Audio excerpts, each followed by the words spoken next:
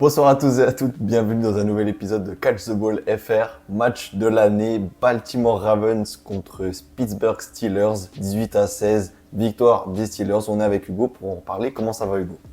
Ça va, Louis, et toi? Ça va, le match n'était pas exceptionnel, mais on en parle après le générique. C'est parti. Jaden Reed, his second touchdown today. Sneed, it's out. Oh man! Know your role and shut your mouth. He was like, I don't care, catch the ball. Hugo, traditionnellement, quand on a un match, pour que au moins ceux qui ne l'ont peut-être pas vu, mais si tu es à voir sur M6, quelle est ta note pour savoir ce que tu en as pensé de ce match? Traditionnellement, Louis, j'ai l'impression qu'on est maudit et que M6 aussi un peu. C'est vraiment pas un match qui m'aura tellement chanté que ça. Je vais mettre 5 sur 10 parce que, allez, la défense. Ça va être un match défensif. Et toi, Louis? Je vais mettre un 4 sur 10 et même Ok. pour renforcer cet aspect de malédiction, ils ont changé au dernier moment leur programmation de base. Ils devaient voir Jacksonville contre Détroit, qui Ah était ouais, certes bon. pas un super match-up, mais au final, on aurait peut-être été plus content de débriefer ce match-là. Et pour commencer, justement, quand tu me parles de match défensif, est-ce que c'est la défense qui a été bonne ou les Ravens qui étaient endormis? Je vais un petit peu botter en touche et te dire que c'est forcément des deux. Ouais. Franchement, là, pour le coup, l'attaque des Ravens qu'on vend chaque semaine, là, je les ai pas trouvés, hein, je les ai pas vus. Alors, je sais pas si c'est à cause de la très bonne défense des Steelers, forcément, mais je pense qu'il y a aussi un côté un peu flop. Il y a certaines actions où c'était pas du tout de la faute de la défense. Là, je pense en fin de match, à un moment, là, Mark Jackson, il fait tout pour garder l'action en jeu et il arrive à envoyer une balle à Zay Flower qui est tout seul, libre, et boum. Il n'arrive pas à la réceptionner, Zay Flower. Ouais. Du coup, là, c'était pas à cause de la défense. Même s'il y a eu beaucoup de pression sur Lamar, il y a eu vraiment un très beau jeu défensif, c'est ce que j'attendais. Et bon, je crois que toi aussi, d'ailleurs, on peut se féliciter. On avait pronostiqué tous les deux les Steelers, il me semble. Et bon, ça aurait été leur style de match, mais vraiment, les Ravens nous auront, enfin, je sais pas, je vais pas parler pour toi, mais moi, en tout cas, ils m'auront déçu quand même. Non, totalement, moi aussi, hein. Mais non, il faut que je remette les choses à leur place. J'avais dit chasseur-chassé, pour moi les Ah Ravens oui! allaient Ah. gagner non, Putain, tu as raison. j'ai pas fait exprès pour te, tu vois. Non, non, non, Ah. non, mais il faut être honnête, sinon les abonnés iront vérifier de toute façon, les faits sont là, donc il faut être honnête vraiment, hein, on n'a rien vu de tout ce que j'avais pronostiqué pour ma part. Il n'y avait pas d'envie et franchement, certes, il y a TJ qui a fait un super match et what happened, j'ai envie de dire, pour faire Ah ouais, bien vu, un bien jeu de vu. mots avec son nom. Mais franchement, Lamar Jackson, endormi. Et en fait, ça renforce d'autant plus qu'ils ont réussi quand même à marquer ce touchdown dans le quatrième quart-temps. Et tout le reste du match, ils ont galéré. Bon, aussi, c'est vrai que maintenant, en fait, ça me vient de venir en tête, mais Tucker rate deux field goals au premier quart-temps qui changent peut-être aussi l'issue du match, du coup. Ouais. Parce que face à eux, les Steelers, ils ont fait que des field goals. Voilà, c'est ce qui renforce un peu le caractère ennuyant de ce match. Mais c'est vrai que peut-être avec les field goals de Tucker, je sais pas parce que elle est flopesque un peu aussi cette dernière tentative à 2 points là. Ah C'était ce qu'il oui. fallait faire, mais j'ai pas vu l'envie quoi. Je sais pas si tu dans la même optique que moi, j'ai pas vu l'envie de revenir. Ça paraissait tellement obvious pour moi que les Steelers avaient gagné que j'avais même oublié que t'avais pronostiqué les Ravens. Non, je rigole, mais ouais, comme dit, ça aurait été un match défensif ennuyeux. La défense des Pittsburgh aura fait le taf. Pour le coup, aussi la défense des Ravens, parce que l'attaque des Steelers, je l'ai pas vu non plus. Comme tu l'as dit, ils ont pas été capables de mettre un touchdown et ça, c'est pas forcément bon signe. Le bon signe, c'est leur kicker qui est à faire un 6 sur 6, il me semble, perfect. Je crois, ouais. Le kicker des Steelers qui est vraiment bon. Et pour le coup, Justin Tucker, purée, c'est vrai. Qu'est-ce qui lui arrive? Enfin, moi, dès que j'ai commencé à suivre la NFL, franchement, C'est un des noms que je retenais. Et pour moi, c'est carrément le GOAT quoi, des kickers. Et là, 2 fois de suite, il leur rate au début. C'est vrai que ça leur coûte un peu le match. Après, on avait déjà eu ce débat la semaine dernière. Est-ce que c'est toujours de la faute du kicker? Au final, à un moment, on va pas non plus totalement les rendre irresponsables, quoi. Faut bien qu'à un moment, ils soient responsables. Et ouais, clairement, ça serait 22-18 pour les Ravens s'il avait marqué ces 2 field goals. Ça n'a pas été le cas. Après, c'est quand même le signe d'une attaque, d'une équipe des Ravens qui aura galéré. Et c'est ça, en fait, qui, moi, me surprend, c'est que je voyais les Ravens perdre, mais je les voyais perdre parce que je me disais que la défense des Ravens n'allait pas tenir face aux qualités offensives des Steelers. Et au final, c'est la défense qui aura fait le taf et c'est vraiment l'attaque des Ravens qui aura flop, quoi. Et ça, je m'y attendais pas, j'avoue. C'est très bien résumé. Franchement, c'est très bien résumé. Et franchement, est-ce que c'est peut-être pas aussi le pire match de Lamar Jackson qui, certes, une bonne défense, mais là, 16 sur 33 de 100 yards, c'est toujours pas mal. Il y en a qui les font pas, mais 16 sur 33, je pense que ça fait longtemps qu'il nous a pas fait une performance comme ça. Et ouais, ils ont pas su trouver la brèche. Clairement, Lamar, t'as mentionné ça avant, mais c'était quoi là, ce qui s'est passé sur la conversion en 2 points en fin de match, enfin, catastrophique. Et de manière générale, pas un bon match, même si les stats sont pas forcément dégueux, mais faut pas toujours regarder sur les stats, faut regarder sur le terrain. Et c'est vrai que c'était pas le Lamar Jackson qu'on avait l'habitude de voir cette saison, qui est vraiment au-dessus du lot cette saison. Mais là, ouais, ça rabaisse un petit peu. Il nous avait voilà, habitués à des exigences très élevées, et là, c'est vrai que c'est plus que c'était. Et Derrick Henry aussi, pour parler des 2 stars offensifs des Ravens, direct un fumble au tout début de match. Ouais.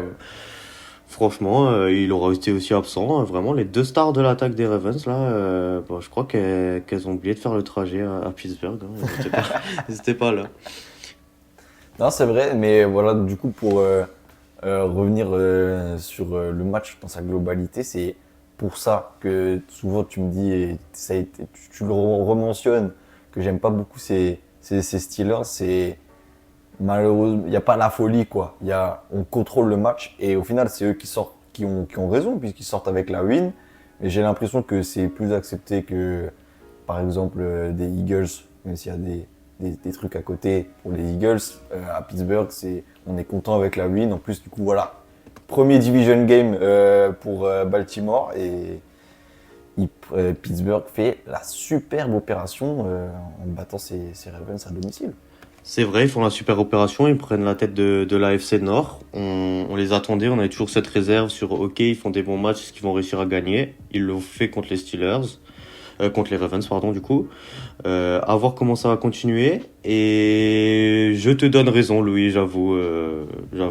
C'est une bonne équipe, mais ça fait pas partie des équipes. Enfin, je comprends que tu n'apprécies pas les Steelers. Franchement, après ce match, vraiment que j'attendais beaucoup, je me disais, on a un Ravens Steelers, il y a beaucoup d'enjeux, 2 grosses équipes là de l'AFC. Et bon, ça aura été un match défensif, comme on l'a dit plusieurs fois maintenant, mais ouais, j'étais quand même pas si enjaillé, si je peux dire, et je comprends que tu ne les tiennes pas dans ton cœur. Après, voilà, c'est une équipe quand même qu'il faudra avoir à l'œil, qu'il faudra surveiller dans ce reste de saison. Ils jouent contre les Browns la semaine prochaine. Bon. Super, merci de l'info. Hein. Mais bon, ils enchaînent direct sur un 2e match de division, mais bon, c'est pas le même calibre, hein, les Browns. Clairement pas. Moi, je vais finir sur un petit débat pour un peu augmenter l'intensité de ce débrief parce que sinon. C'est vrai, on est abattu là. On est un peu abattu. Est-ce que, par exemple, leur avant-dernier match, c'est face aux Chiefs? Ouais. Et d'ailleurs, même c'est pendant le Christmas Day qu'ils sont sur Netflix. Donc, Ouais. petite information pour vous. Ça va être si bien, vous ça. avez un compte Netflix, ce sera gratuit, entre guillemets, en espérant que ça marche plus que Tyson Paul, qui a vraiment floppé en termes de. Ouais, l'image c'était pas bien et tout. Non. Mais du coup, Ouais. par exemple, dans ce match-là, qui tu donnes vainqueur entre. Les Chiefs, c'est un peu un mix entre une bonne défense et une attaque qui tient la route. Et face à une très bonne défense, c'est un peu le match-up qu'on a eu aujourd'hui. Qui tu donnes vainqueur dans cette opposition? c'est intéressant. Honnêtement, je pense que, enfin, là, vraiment, n'importe quel prono que tu me demandes, s'il y a les Chiefs dans les matchs, j'arriverai pas à te dire en toute honnêteté que les Chiefs vont perdre. Ouais. Mais le match, j'ai peur qu'il soit pas super passionnant. En tout cas, c'était un match de défense. Parce qu'en vrai, je pense que c'est les deux meilleures défenses de la ligue, Steelers et les Chiefs. Ouais. Ils vont réussir à bloquer les attaques. Et j'avais envie de te répondre, ça va dépendre de la forme du kicker. Et là, on a vu que que les Steelers ont un kicker vraiment en forme et que le kicker des Chiefs est blessé. Du coup, à voir, à voir. Bon, j'ai pas réussi à relever le niveau du débrief avec ma réponse là, mais ça sera un beau match et c'est vraiment une des équipes qui peut faire douter les Chiefs dans le suite, dans ce qui leur reste de matchs de saison régulière où ils n'ont pas tellement d'adversité, même si cette semaine il y a un gros match des Chiefs. Ouais. Ça va être un match intéressant et ça va être un match intéressant aussi pour les Steelers pour voir d'ici là si les Ravens sont de nouveau en forme, qui va prendre la FC Nord, même si je pense que Steelers ou Ravens, les deux équipes vont aller en playoff, je pense. Non, clairement, enfin, faut pas non plus tirer des grosses conclusions de ce match-là, parce que c'est deux très bonnes équipes. Il faut pas avoir un grand gagnant, un grand perdant, même si quand même il y a du coup 2 matchs d'écart maintenant dans les records pour ces deux équipes. Et toi, donc, qu'est-ce que t'en penses bah pour les justement, je pense quand même que les Chiefs gagneraient. Bon, c'est vrai qu'on peut pas être trop objectif parce que pour l'instant ils sont dans une super forme. Mais là, je vois quand même. En fait, je sais, pareil, je sèche un peu parce que les Chiefs, c'est pas non plus une attaque telle que les Ravens. Et aujourd'hui, ils l'ont quand même mis à 0. Donc, faut voir. Et peut-être aussi qu'en vrai, il y a juste une histoire de momentum. Peut-être que Lamar n'était pas dans son match et que Watt, il était vraiment très chaud. Et pareil pour les autres. Par exemple, le 6, là, Warren, qui était super chaud là, ce match-là. Il y a plein de facteurs qui rentrent en compte et peut-être que c'est aussi juste ça, une histoire de forme sur le jour. Ouais, je suis d'accord et même moi, allez, je me lance. Il faut bien le faire un moment. Je pense que les Ravens à domicile dans le deuxième match contre les Steelers, ils vont le gagner. D'accord. Voilà, comme ça fera un partout, balle au centre. Enfin, on verra qui gagnera la division. On verra ce que vont faire les Ravens. Quand même, au final, des fois, comme ça, ils nous déçoivent un peu. Ils perdent des matchs. Au final, ils sont en 7-4 maintenant, il me semble. Ouais. C'est pas non plus magnifique, mais bon, ça reste les Ravens et ils jouent contre les Chargers la semaine prochaine. Pas si mauvais, les Chargers, même bons hein, en ce moment. Qu'est-ce que t'en penses de cette future affiche?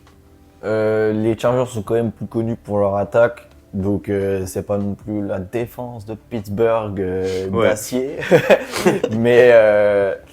Mais c'est vrai que ça va être un match qui sera intéressant à suivre parce que ça peut être encore un petit upset comme face à Cleveland, une équipe qu'on n'attend pas justement pourrait donner les Ravens encore gagnant assez facilement. Je pense qu'ils vont le gagner, mais gardons un œil sur ce match-là. Et toi?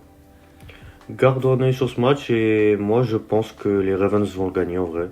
Ils vont se relancer et que ça va par contre avoir de l'impact sur la conférence AFC de manière générale parce que là les Chargers sont un peu positionnés pour être au playoff, mais si les Chargers perdent contre les Ravens la semaine prochaine, qui perdent déjà cette semaine là parce qu'il y a un gros match ce soir, hein, Chargers-Bengals, peut-être que ça va permettre à une équipe comme les Bengals ou quoi, s'ils jouent bien, de remonter, pourquoi pas réussir à grappiller une place en playoff. On est vraiment dans ça maintenant, ça commence vraiment à regarder les tableaux, les playoffs, qui va se qualifier, qui peut faire quoi dans ce fin de saison, vu qu'on se rapproche petit à petit de la fin de saison, mais voilà. Tout ça, c'est des affaires à suivre et qu'on suivra ensemble et sur lesquelles on pourra revenir aussi dans notre débrief de semaine. Totalement. Ce match-là, il est super important et on en parlera dans le débrief de semaine, comme tu dis. Parfait Louis. Je sais pas si tu as quelque chose encore à rajouter sur ce match. Match de l'année, hein. On pourrait titrer ça pour essayer d'attirer du public, mais on verra. Notre commu déjà, on vous aime tous. On vous aime tous et on se dit à très bientôt pour de nouvelles aventures. Yes, got you. Got you.